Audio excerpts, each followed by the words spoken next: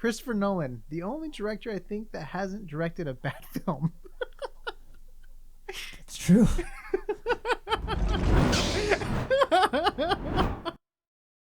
Hey everyone, welcome back to AsArt with Nick and John. We post 3 times a week, so if you're here on YouTube, go and click subscribe. If not, go and head over to AsArt Artspace for the audio and video and other links. So Nick, this has been a very interesting film to follow because people hardly know a thing about this film, and yet we keep getting teased it's going to come out, and then it never does. And we're going to be talking just very briefly about the film and about Christopher Nolan, but we're going to be covering mostly just our thoughts on where the industry is maybe going as far as movie consumption, especially how it's, like Nick was saying, being affected by COVID and things like that. Yeah. So do you know anything about this film? Other than what you told me, it's a spy film. And spy films are supposed to have mystery behind it, so I'm totally down with not knowing what's going on. Yes, yeah. Which is hilarious. It's perfect that we don't know much. I hate it when, and this happens a lot, in present movie times, is as the release gets closer, they keep dropping more and more and more trailers. And by the time the movie comes out, unless you make an active effort not to see anything, you already know a lot of the cool shots and a lot of the story. And I really don't like that. So I like what Christopher Nolan was doing. He said, I want it to be an experience. You're going in almost blank.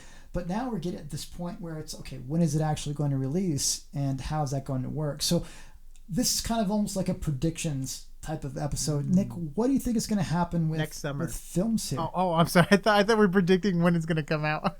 When it's going to come out. Wow. So let's cover that real quick then. So you think it's going to come out next summer? Yeah, because I think there's going to be another spike because in the flu season, there's going to be another spike, obviously. I mean, and it looks like there's some states that are waiting until there's a vaccine.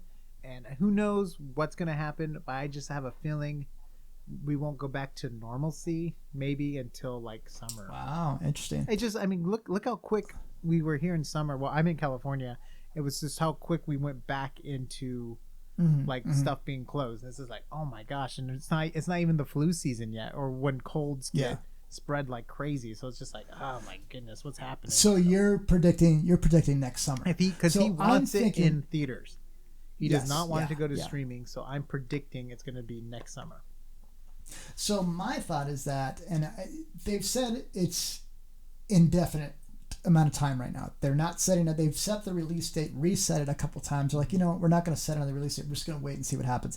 I think as soon as theaters open back up, this is going to be like the main attraction that tries to get you back in theaters. I don't know if it stays in theaters because, like you said, things might get shut down again. But I think if they start it in theaters, if they actually do a release, then if we do get shut down again, they have to release it to streaming because now the cat's out of the bag. People are going to be writing online what the story's about. It's going to basically ruin that element of mystery because, again, unless you actively avoid knowing what it's about. But regardless, I feel like this is not... He might wait till following summer then if he really wants it to be that experience, but...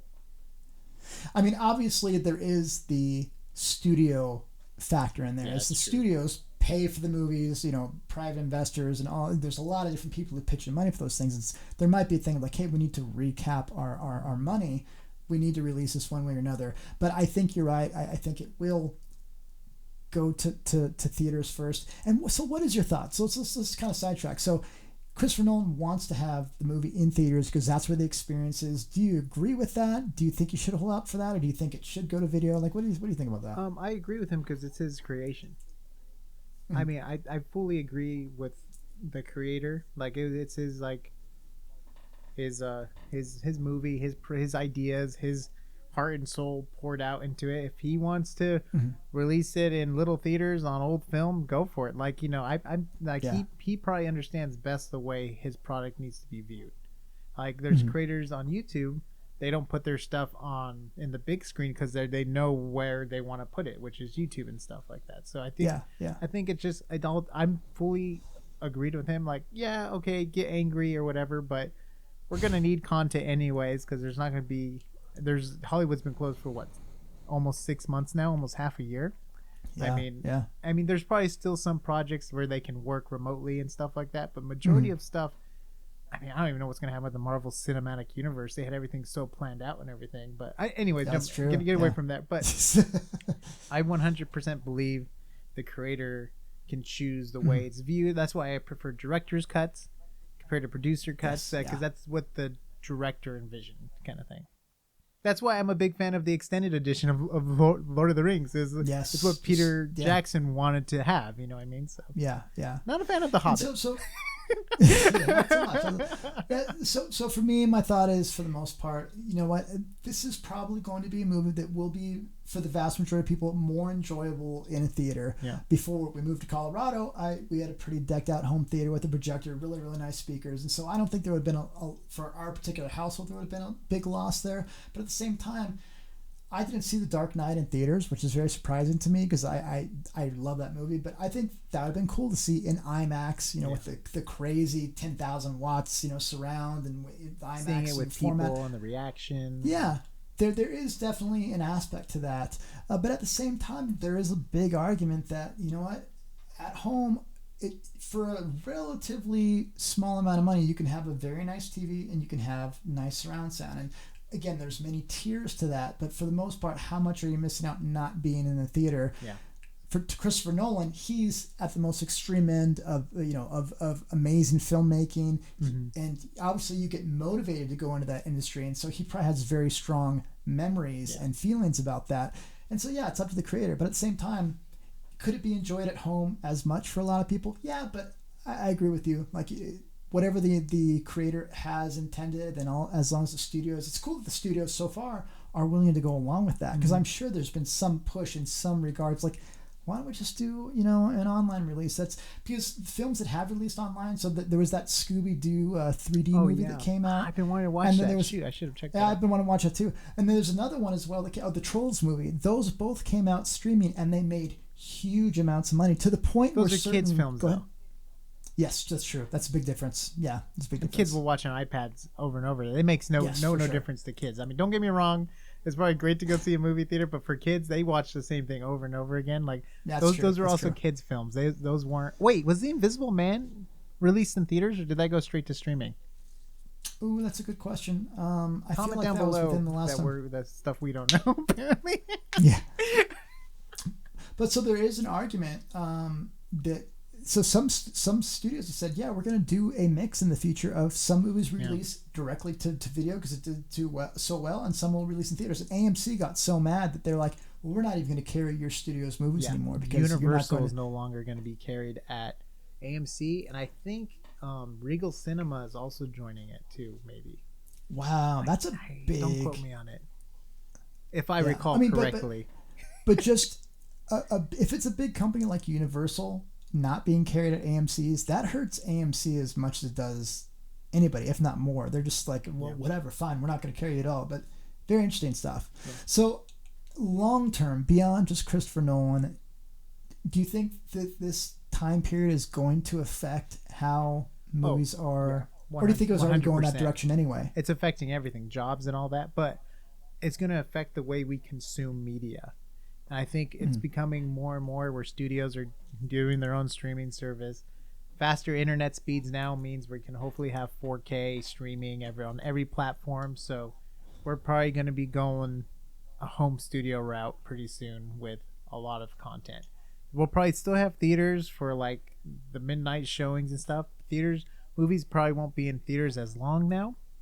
They'll probably have a shorter lifespan in theaters and get to streaming platforms faster for people to rent and buy and stuff. Because I think studios probably make more money that way too. Don't they make more money off of DVD? Well, they used to make a lot of their money off of DVD sales and stuff like that, right? Yeah. So a big thing is that you would have your theatrical release. You would wait a while, let the demand for it build up again. And they still do this, obviously. And then they release it to video. And there's benefits to that, and there's downsides. Like a lot of movies that I maybe would see in theaters, I'm like, I'll just wait to watch it at home. I don't need to see it in theaters if I'm going to be able to watch it later. So it's a hit and miss. But like when Friends went off of Netflix, all kinds of people went out and bought the DVDs, the physical media. So sometimes not having it streaming can be a big thing as well. So you have three different marks. You have theaters, you have physical media, and then you have streaming, and they're very interesting. And what a lot of people are saying, and I do agree with them, is that we were already going this route of streaming because all these plans for, like you said, all these different people having their own streaming, that was already happening. Yeah. This COVID and everything is just it's just really accelerating this process. And you know what? I would be very sad if, like, my favorite cinema by far, and I've talked about this on a number of episodes, is called the Alamo Drafthouse, and you have these recliners. Every seat is a recliner. They have really, really. But they're making it like sound. you're at home.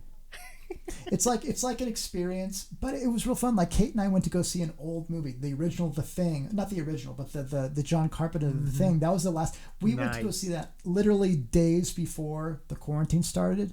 And our other friend, our other Nick, he goes, "You guys are going to the theater with this virus breaking out?" We're like, "Yeah, we're gonna see The Thing," and we loved it. The audience, you could tell that everybody there prior to seeing the movie before, we were all laughing, we enjoyed it. It was super fun. So I hope that theaters stay in business, especially specialty theaters like that. But that being said, for like movie buffs, you're gonna watch it wherever you can. Yeah. A lot of it. So, yeah, it's gonna be tough. Probably when they open up theaters, they might require you to wear a mask in the theater. Which for me, I wouldn't even go because that's not a comfortable scenario but anymore. you know what's funny? As long as you're eating, they'll probably allow you to take off the mask. I guess if you eat popcorn the whole time, concessions are going to skyrocket. Just, I don't know. It's the big mystery to everyone what's going to happen with COVID in the industry, but this is our opinion on it. Let us know what you think too. We're so interested in what you guys think and where you guys think it's going to go and your opinions and thoughts. So please leave them in the comments down below if you made it this far in the video. And one of the most interesting things is what's going to happen when we run out of the current releases that were already planned and already filmed. Like, that's when you subscribe to AsArt and watch our content. We post 3 videos a week. Subscribe. We'll have so much content, so much Arnold, so much Harry Potter, so much everything. Harry Potter, we like it. Hit the subscribe. Go to AsArt.space for the audio and video links. My name is Hercules. I'll see you next time. Y'all, AsArt.